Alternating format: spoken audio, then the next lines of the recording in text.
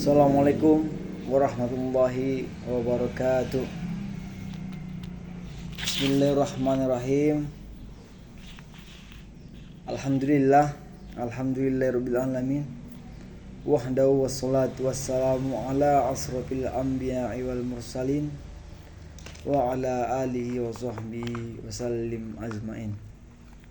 Segala puji bagi Allah yang telah memberikan kita beribu-ribu nikmat, diantaranya berupa nikmat kesehatan, kesempatan, dan kesejahteraan, sehingga kita masih bisa untuk berinteraksi dalam hal berdakwah pada sehari-hari.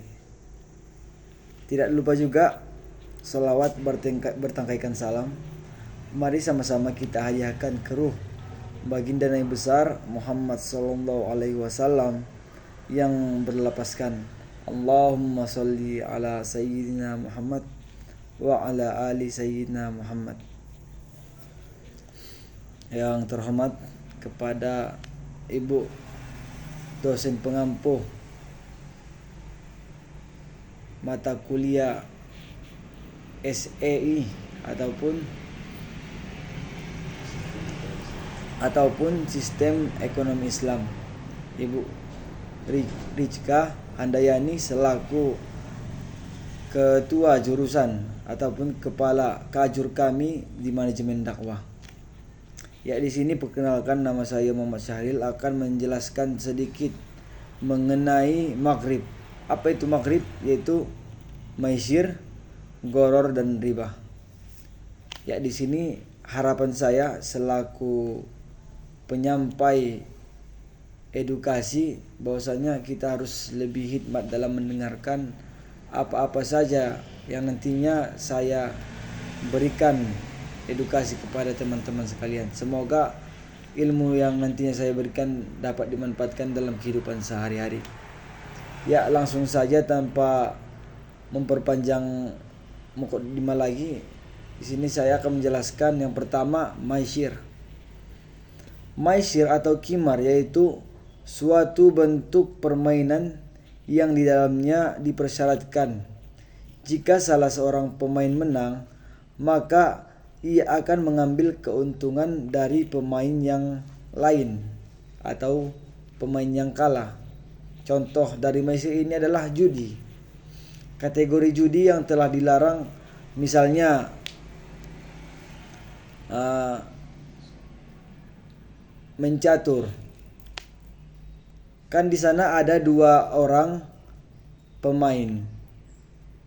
Di antara kompetisi tersebut tentunya dalam permainan pasti ada yang menang dan ada yang kalah. Jadi maisir ini mengambil keuntungan dari salah satu pihak pemain ataupun suatu permainan. Misalnya catur tadi, bahwasanya yang kalah akan memberikan hadiah kepada yang menang. Tentunya ada salah satu pihak di sana yang dirugikan. Dan jelas terdapat bahwasanya Fatwa MUI nomor 9 tahun 2008 melarang bahwasanya judi itu adalah suatu hal yang tidak baik dan tidak diajarkan oleh agama kita.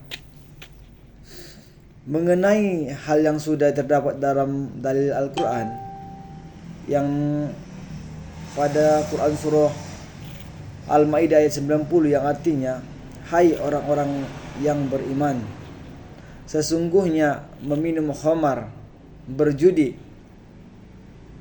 ataupun mengundi nasib, contohnya main skater. Pada zaman sekarang ini marak-maraknya permainan hex domino ataupun skater, mengundi nasib, adalah perbuatan yang keji, termasuk perbuatan syaitan. Maka kita selaku umat Islam lantaslah untuk menjauhi perbuatan-perbuatan itu agar kita termasuk dari golongan-golongan orang-orang yang beruntung. Quran surah Al-Maidah ayat 90. Mungkin sudah jelas tentang maisir. Selanjutnya adalah goror.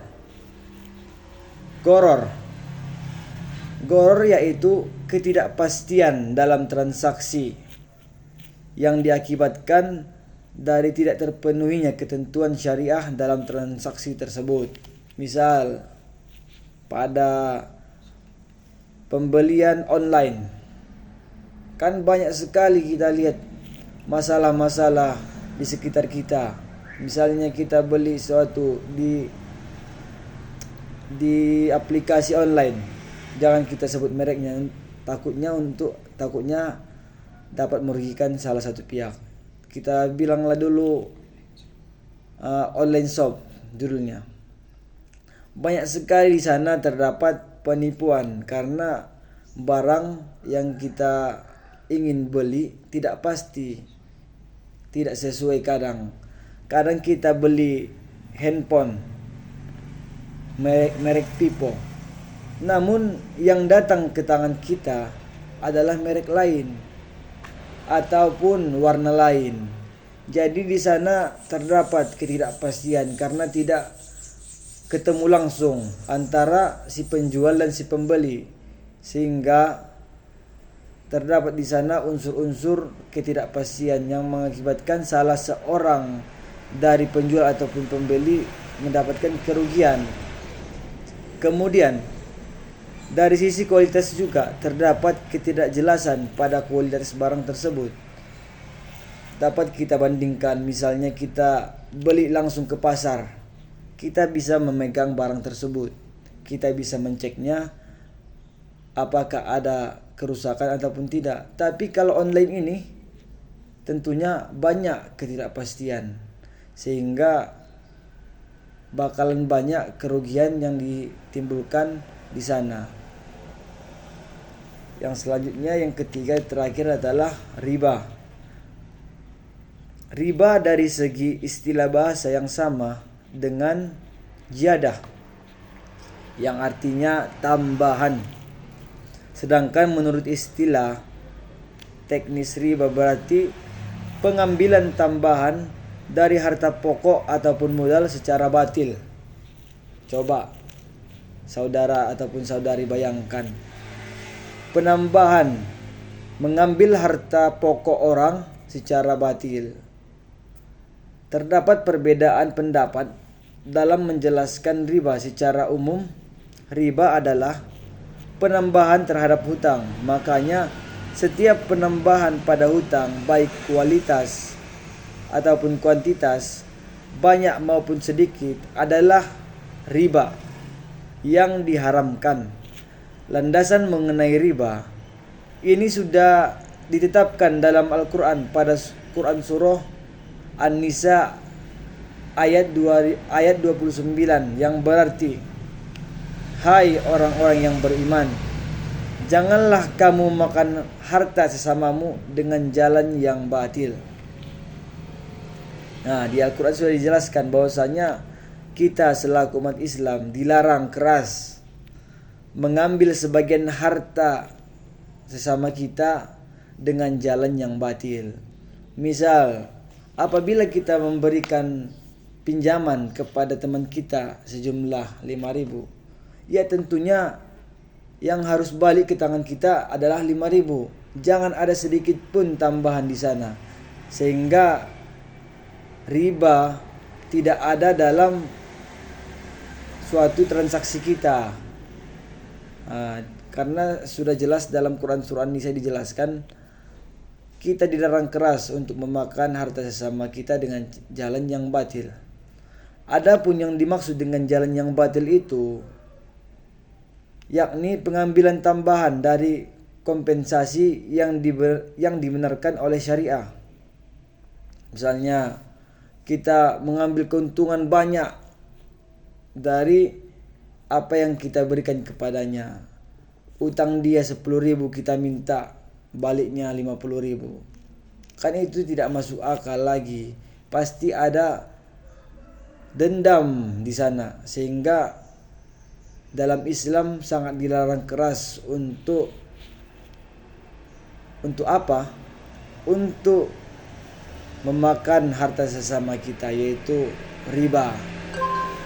Jadi mungkin cukup sekian yang bisa saya sampaikan. mulai dari goror, maisir dan riba. Maisir yang tadi berarti perjudian, goror berarti ketidakpastian, riba berarti tambahan. Mungkin saya selaku pemberi edukasi pada kesempatan kali ini,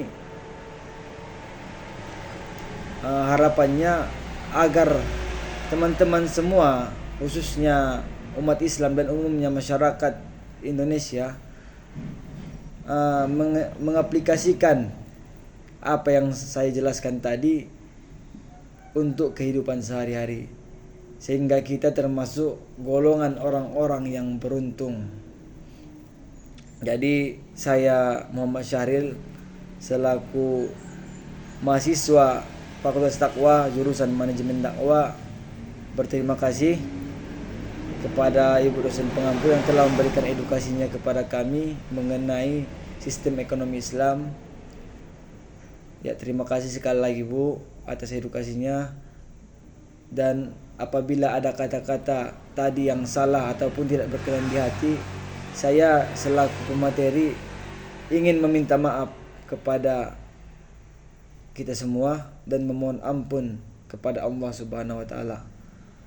Mungkin cukup sekian penyampaian saya pada kali ini. Wallahul muwaffiq ila aqwamit thoriq. Wassalamualaikum warahmatullahi wabarakatuh.